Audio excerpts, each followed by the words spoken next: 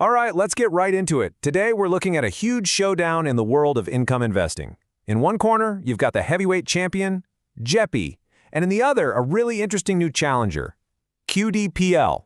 We're going to see which one of these strategies really comes out on top for investors like us. Now check out this headline from our source material. Talk about a bold claim, right? It's basically setting this up as a classic David versus Goliath story. So let's dig into the arguments here and see if the king's crown is really slipping. So here's how we're going to break it all down. First, we'll talk about the big challenge every income investor faces. Then, we'll introduce our two contenders. After that, we'll put them head to head. And finally, we'll talk about which one might actually be the right fit for you and your portfolio. So what's the big problem we're all trying to solve here? Well, it's that hunt for real, meaningful cash flow, especially when safe investments just don't pay very much. The real trick, though, is figuring out how to get that income without giving up on the chance for your money to actually grow over time. It's a tough balancing act.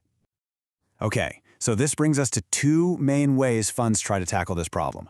On one side, you have covered call funds, like our champion JEPI. You can think of these as selling off a piece of their future growth potential in exchange for getting paid cash right now. Then on the other side, you've got these dividend-multiplier funds, like our challenger QDPL.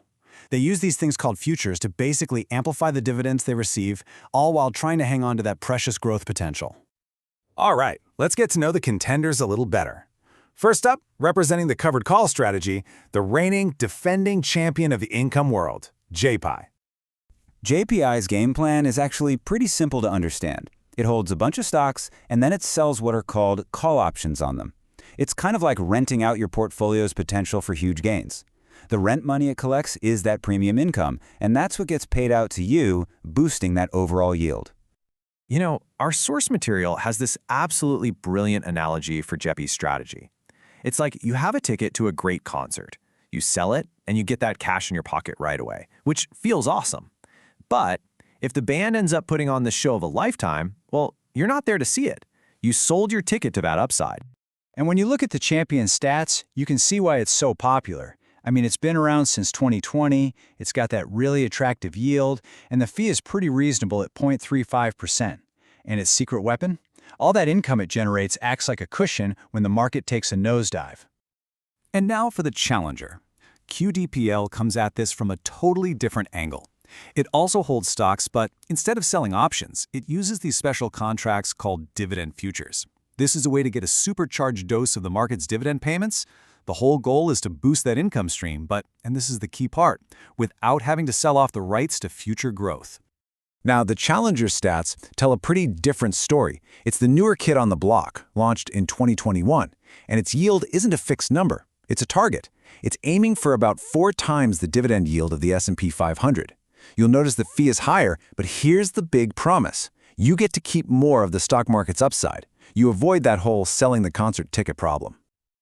All right, the stage is set. We know the players, we know their strategies. Now it is time for the main event. Let's put these two ETFs in the ring, side by side, and see how they really stack up. So let's really break this down. JEPI gives you a much better cushion when markets are falling, its strategy is easier to wrap your head around, and the fee is lower. But you're giving up some of that potential growth. Your upside is capped. QDPL, on the other hand, is all about keeping that upside. The trade-off? It has less of a buffer in a downturn, the strategy is newer and more complex, and yeah, the fee is higher. Really, it all comes down to this one simple choice. With JEPI, you're choosing to get higher, more predictable income right now, and in exchange, you're accepting less growth down the road.